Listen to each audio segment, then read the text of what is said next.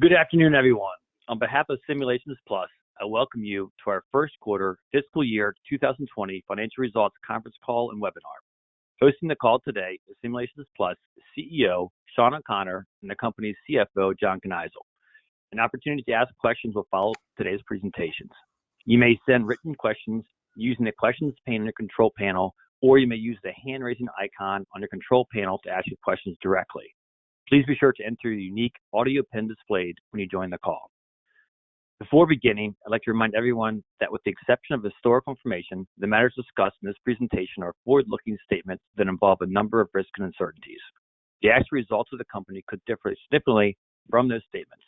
Factors that can cause or contribute to such differences include, but are not limited to, continued demand for the company's products, competitive factors, the company's ability to finance future growth, the company's ability to produce and market new products in a timely fashion, the company's ability to continue to attract and retain skilled personnel, and the company's ability to sustain or improve the current level of productivity. Further information in the company's risk factors contained in the company's quarterly and annual reports and filed with the Securities and Exchange Commission. With that said, let's turn the call over to the CEO, Shawn O'Connor. Shawn? Thank you, Cameron. Simulations Plus benefited from continued strong execution on our objectives and unanticipated client-driven accelerated timing on several projects to deliver growth that exceeded our planned targets in the first quarter. The 25% top-line growth and 11-cent per share earnings represents a strong start to our fiscal year. As most of you know, over the last 6 quarters, we have increased our investment in several key initiatives, most notably sales and marketing, with the goal of increasing our historical growth rate of 10 to 15% to a range of 15 to 20%. These investments yielded encouraging results as we navigated fiscal 2019.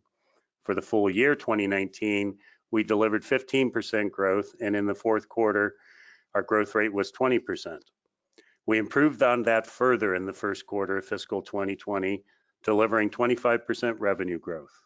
This result was largely due to the acceleration of several projects at our North Carolina operation, resulting in higher than expected revenue in the first quarter.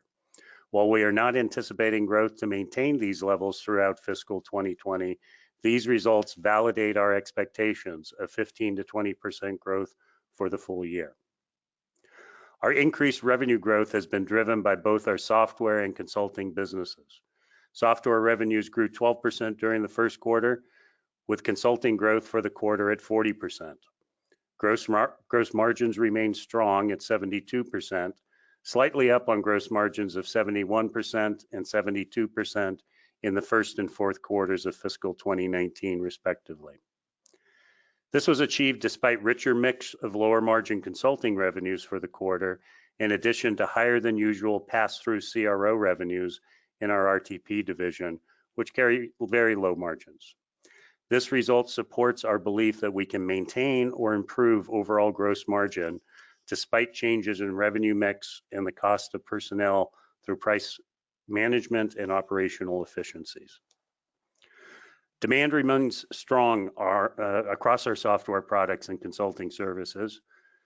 Through our prior acquisitions of Cognigen and DILIsym, as well as our more recent focus on recruiting more senior scientific consultants, we have built a more comprehensive array of expertise that is helping us capture additional consulting opportunities beyond our historical competencies. It is appropriate this quarter to highlight the progress made in our RTP division. Its year-over-year revenue growth for the quarter was 88%, an incredible achievement for a division of only 17 staff. When we acquired DILIsym in fiscal 2018, its product portfolio consisted of the product DILIsym, a quantitative systems toxicology model for assessment of drug-induced liver injury, and NAFLDsym, a non-alcoholic fatty liver disease model. From that starting point, we have leveraged our quantitative systems pharmacology expertise with internal, grant-based, and pharmaceutical company funding to significantly expand our therapeutic coverage and sources of revenue from this group. Today, model building efforts and revenue are sourced additionally from RENAsym, a model to assess drug-induced kidney injury, IPFsym, a model for idiopathic pulmonary fibrosis, and Radicem, a model for acute radiation syndrome. This expansion has taken us into new therapeutic areas and new customers, expanding the market opportunity for our QSP expertise. As the models mature, software revenues from licensing the models will supplement the consulting service revenues, and more therapeutic expansion opportunities are on the horizon. Our ongoing investments, specifically in sales and marketing, have increased our SG&A spending in absolute dollars. Due to the higher revenue growth, SG&A expenses as a percentage of revenue declined in the first quarter versus the fourth quarter of fiscal 2019 and was up 1% from the first quarter of fiscal 2019.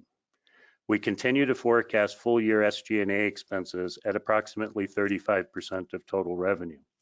SG&A expense as a percentage of revenues will fluctuate quarterly based upon the seasonality of our revenues. Over time, we anticipate these expenses moving back towards our historical percentage of revenue at about 31 to 32% of revenue. Turning to our first quarter results by division, in our Lancaster division, overall revenue was up 13% for the quarter. Software revenue grew 15% for the quarter versus last year. Consulting revenues were slightly down 2% for the quarter versus last year. With regard to Lancaster's detailed metrics, 69% of our revenue was from renewals, 12% from new licenses, and 19% from consulting. Our renewal rates were 85% based on accounts and 98% based upon fees.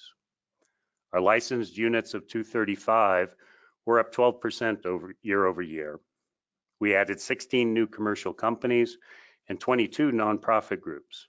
We currently have projects with 26 companies and 9 funded collaborations. Since the beginning of the fiscal year, we have announced 5 significant funded collaborations. These projects expand the functionality of our software offerings and further differentiate us within the industry. First, we entered into a new collaboration agreement with Bayer to advance the ADME Predictor machine learning software for use with integrated drug discovery workflows. Collaboratively, we will develop improved structure and tautomer handling capabilities that will support data integrity across the different Bayer discovery platforms. Second, we entered into a new funded collaboration with a large pharmaceutical company to enhance the PKPlus software. This collaboration followed a rigorous process where the pharmaceutical partner evaluated Simulations Plus and several competitors, ultimately selecting PKPlus as the pharmacokinetics, toxicokinetics modeling program to support the internal data platform that connects their global teams. Third, we entered into a new funded collaboration with a large pharmaceutical company to modify the mechanistic oral absorption model in GastroPlus to support gastrointestinal disease research. Fourth, we entered into a new funded collaboration with a clinical stage biotech partner to develop an intra-articular delivery model in GastroPlus. And finally, we entered a new funded collaboration agreement with a large pharmaceutical partner to develop the virtual bioequivalence trial simulator module for GastroPlus. These collaborations continue our history of leveraging client input and funding to enhance and reduce the overall R&D costs associated with maintaining our industry-leading software products. Despite the flat service revenues in the division in the first quarter, collaboration closures year to date provide confidence in achieving our full year revenue targets. We ended the quarter with 41 full-time employees at our Lancaster division, up 1 from 40 in the prior quarter and up 4 from 37 last year. In Buffalo, we achieved 16% revenue growth for the quarter. As a reminder, growth at the Buffalo division has increased from 8% in fiscal 2018 to 19% in fiscal 2019, and we have started fiscal 2020 with a solid quarter. Demand remains high for this type of PKPD consulting services that we offer in the marketplace. In support of our growth expectations for the fiscal year, we had a successful recruiting quarter, adding 5 new employees to the consulting staff, a net of 4 with 1 attrition. While associated recruiting and onboarding costs impacted the division's profitability this quarter, we believe we are well positioned to meet our client demand and growth expectations for the fiscal year. We ended the quarter with 51 full-time employees at our Buffalo division, up from 49 in the prior quarter and up from 42 last year. Our RTP division delivered that 88% revenue growth for the quarter. As I mentioned earlier, this division benefited from 2 significant projects that were accelerated at the customer's request to meet development and regulatory needs. The team at DILIsym deserves special credit for going above and beyond this quarter. As I mentioned in our fourth quarter call, this division is operating at full capacity in support of several large collaborations for new QSP platforms in various disease areas, and in addition to other client consulting projects. The request to pull forward 2 projects required additional hours and tremendous effort. This effort, plus the comparison to a relatively modest year ago quarter, drove the 88% revenue growth in the quarter and was the key factor in our consolidated 25% growth overall. While we cannot expect continued growth at these levels, we do expect continued significant growth. And to that end, we have recruited 2 additional to the team who are starting this and next month and continue to seek additional reinforcements for the group in North Carolina. Job well done, RTP. Let me now turn the call over to John to review the detailed financial results. John? All right, appreciate it, Shawn. Our consolidated net revenues for the first quarter of the fiscal year 20 were up, as Shawn said, 25% or 24.8, or 1.9 million to 9.4 million compared to 7.5 in the prior year period. By division, Lancaster's revenues were up 13% to 4.9 million. Buffalo's revenues were up 16% to 2.4, and RTP revenues were up 88% to 2.1 million over the last period of a year ago. Gross profit increased 26.7% to 6.8 million, representing a 71.9% margin in the first quarter of fiscal year 20, compared to 5.3 or 70.8 gross margin in the same quarter last year. Cost of revenues have increased by approximately 443,000 compared to the prior year due to labor-related costs of approximately 399,000 and direct contract expenses of 81,000 for testing at DILIsym and RTP.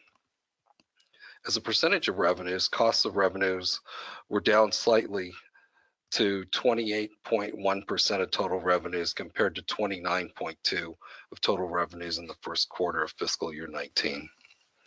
SG&A expenses were 3.5 million or 37.4% of revenue in the first quarter of this year, an increase of approximately 794,000 or 29.2% compared to 2.7 million or 36.1% of revenue in the first quarter of 19. The increase in SG&A expense was primarily the result of increases in salary and wages and labor-related costs as the company has grown headcount to support revenue growth. In addition to labor, we saw an increase in year-over-year costs and professional fees, insurance expenses, and directors' fees, as the board is now made up of all paid non-management members. Research and development costs for the most recent fiscal quarter were just over $1 million. Of this total, approximately 526 was expensed and 507 was capitalized. Overall, we increased our R&D spend in the first quarter of fiscal year 20 by 49,000 compared to the prior year period. The expense portion of 526 in the first quarter of 20 was roughly flat compared to 530 in the year ago quarter. However, as a percentage of revenue, R&D decreased to 5.6% from 7% in the first quarter of 19. Income from operations for the first quarter of the year was 2.7 million, up 632,000 or 30.3% compared to 2.1 million in the year ago quarter. Our provision for income taxes for the first quarter of 20 was $675,000, an effective rate of 24.7% compared to $486,000 and an effective rate of 24% in the prior year. We expect our tax rate should probably be in the 23 to 25% range for this fiscal year. Net income increased by $522,000 or 34% to $2.1 million in the most recent quarter compared to $1.5 million a year ago. On a per share basis, net income was 11 cents per diluted share in the first quarter compared to 9% the prior year. If you take off the rounding, EPS was up 2.7 cents from the prior year. As a percentage, fully diluted EPS was just up over 30%.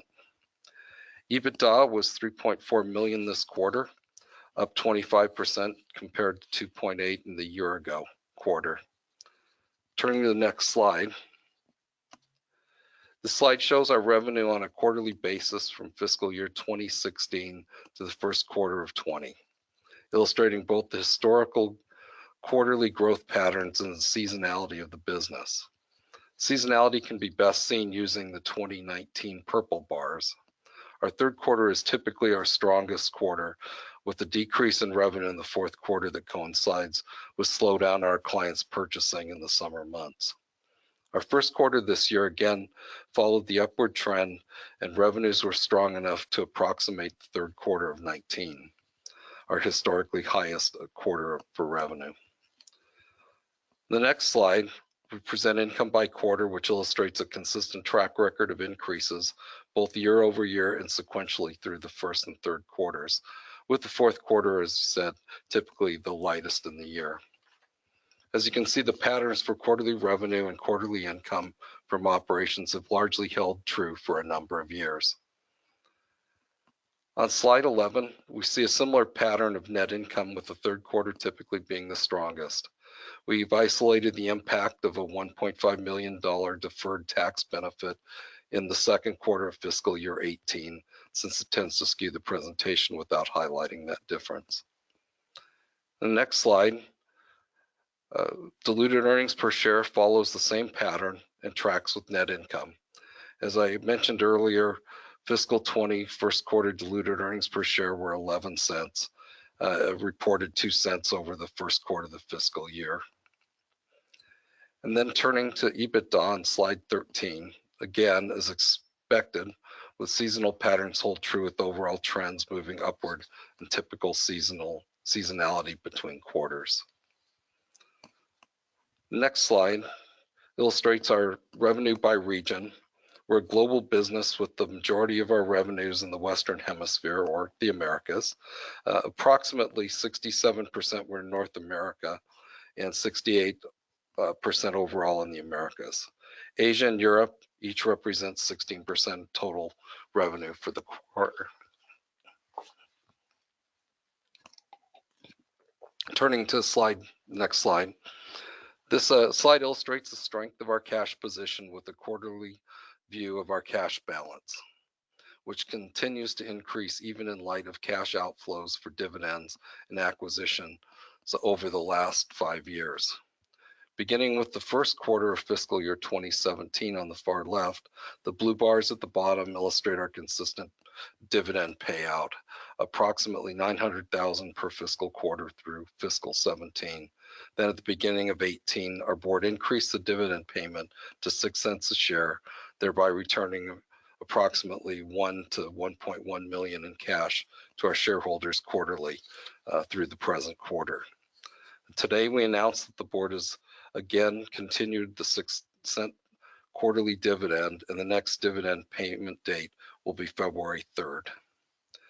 Continuing with the chart, the red bars represent cash used for acquisitions.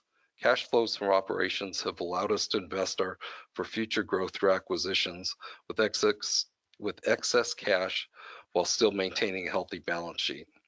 Our reinvestments through acquisitions total nearly $15 million over the last 4 to 5 fiscal years, while also returning more than $20 million to our shareholders through consistent cash dividend payments without taking on any borrowed debt. Looking at the next slide, our cash balance at the end of November was $12.6 million, which is up 10% compared to our fiscal year end, 8/31/19. Our balance sheet is clearly stronger today than a year ago as a direct result of our increased earnings power, cash flow generation, and prudent allocation of capital. I will now turn the call back to you, Shawn.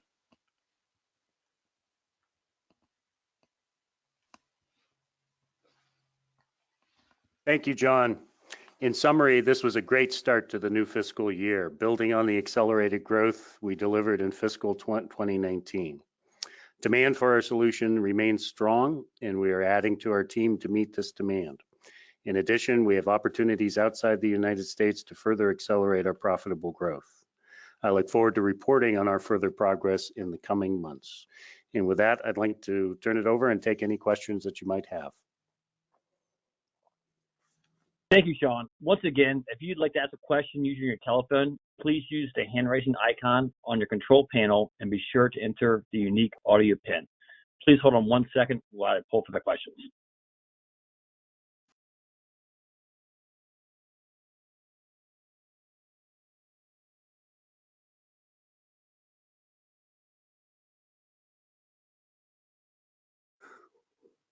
As we pull for the questions, I'll just go through some of the written questions. The first one is, can you explain the nature of the increase of interest income, increased interest rates, or different cash management products? John, I'll let you take that one. I was muted there. The interest income has come up over the last years. We've held a little bit more in balances. We've taken a fairly conservative approach on investments at this point, and holding cash for potential uses that would help the company at this point. John, any other comments? None in this regard, no. Okay. The next question will be from Matt Hewitt of Craig-Hallum. This question will be live. Congratulations, Hi, gentlemen. Matt, live? I am. Can you guys hear me? Yes, Matt. Yes. Okay. Congratulations on the strong start to the year. A couple questions from me. First of all, the accelerated consulting deals, maybe walk us through how those came about. Are you essentially pulling those forward from Q2, or is that a customer that came in and said, hey, we need this done this quarter? Maybe just a little explanation there. Sure. Both were existing clients and projects that were anticipated to run through multiple quarters going forward. And in each instance, the clients came to us, and we are limited in terms of our disclosure capability, but driven by regulatory and internal drug development plans within their organizations, requested accelerated delivery of the results of the efforts that we had signed up for. And so in a situation in which we also don't want to push off deadlines for the projects that we were working on, the team doubled up, if you will, and brought forward work effort that had been planned over multiple months going forward into a short window of time in basically October, November timeframe, and really stood up and delivered results and supportive of the client. I mean, it speaks, I think, in both directions. The importance of the work that we do and the critical nature that it provides the client, either in their own internal decision making or in the face of response to the FDA in terms of queries and interactions, and also inward. Very proud of the group in terms of stepping up and recognizing the importance to the client and doing what was necessary in order to fulfill the needs there. Very strong effort by the team. Oh, that's great. Thank you. And then you had a strong quarter of hiring, adding people at a number of the facilities. I'm just curious, how much do you have left to go yet this year from a hiring perspective? Well, Matt, it's an ongoing process. If our expectations are to continue to grow consistently going forward, recruiting is an every day, every week, every month, every quarter endeavor. But certainly this quarter, especially in the Cognigen group out of Buffalo, we were able to take advantage of opportunity in terms of there being good candidates out there that fit our needs. And brought them in. And as we look out over the next couple of quarters, we're not dependent upon that level of hiring to support our near-term needs. At the same time, should candidates come forth that are keepers, we will not hesitate to pursue them. Balancing our capacity against the work effort that's in front of us. But we have over $6 million in backlog of projects in that division, and so given the ramp-up times it takes to bring a consultant on board and get them productive, we're certainly in a position where we've got client work effort available to assign new people to. Got it. All right. Well, good luck as you continue to search for more consultants. I guess the last question from me on the RenaSim, maybe how is that product progressing, and when do you anticipate a launch? Thank you. Well, the RenaSim is there. We're seeing both consulting revenues, consulting project opportunities, as well as licensing opportunities in that space. So it's starting to kick off now. That's great. Thank you, and congratulations again on the strong start to the year. Thanks, Matt. Thank you. The next question on the written questions is from Howard Halpern of Taglich. Congratulations on the great quarter. Can you quantify the amount of accelerated revenue from the 2 clients in the quarter, and was that expected to occur in second quarter 2020? Yeah, Howard, as I mentioned before, the projects were in place and anticipated to flow over multiple quarters. So some of that is drawing it in from the second quarter. Don't want to get into disclosing specific client revenue streams. We without these 2 accelerations, we would have had a good quarter. It would have been in that 15 to 20% range, not up to the 25% range. So that gives you a little bit of a feel. We're scrambling, and with the backlog that we have, it doesn't mean that what came forward out of the second quarter into the first quarter can't be filled in and replaced in the second quarter. Hence our longer term expectations of the year being in at 15 to 20% is still our expectation. Thank you, Shawn. A follow-up question from Howard. Does the first quarter 2020 results validate your prior investments to drive revenue growth while also improving and maintaining the gross margin as well as for consulting services when demanded? Yeah, if I understand the question, I think first quarter results, accelerated projects aside for the moment, we've continued the path that we initiated and start to come to fruition in 2019 and in stepping up the revenue growth, and believe that has been driven by our investments in several initiatives, both on the software side as well as the consulting side, in terms of sales and marketing tweaks and changes and investments that we're making, hiring senior scientists that have a little bit more business development DNA in their capability, and focusing the organization in terms of these goals. So we are seeing that continue and have started the year with great results in that regard. Thank you, Shawn. And 2 other follow-ups from Howard. What is the significance of your collaboration agreement with Bayer AG? I think there's several sort of angles on the collaboration there.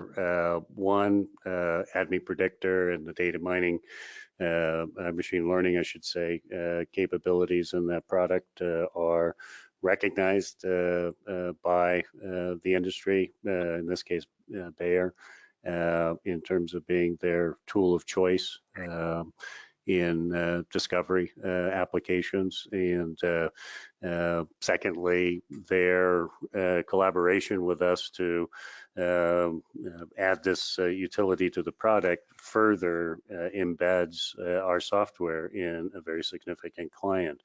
You see the renewal rates at 98% this quarter for our software business is very indicative. 98% on fees is very indicative of the stickiness of our software application in the industry once it gets into our clients' hands. And this is the way, one of the ways in which that stickiness comes about. Thank you, Shawn. And then the final question is, how are your efforts in Europe progressing? I know we announced we had, I believe, 3 or 4 employees that were based there starting in the fourth quarter call. If you can just expand upon that growth as far as one of the areas that we've discussed as far as an opportunity for future growth going forward. Sure.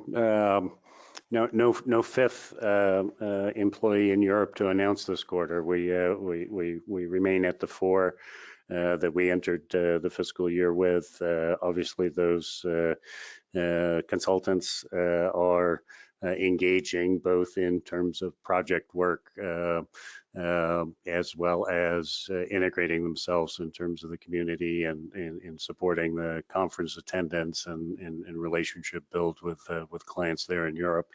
I still believe that this is strongly believe this is a tremendous opportunity for us down the road that is yet to be paying dividends, but will in the near term. Well, thank you, everyone. It appears there's no further questions at this point. This concludes today's conference call and webinar. If you missed any part of today's presentation, the replay will be available on our website, simulations-plus.com. Thank you, and look forward to speaking with you in the second quarter. Thanks, everyone.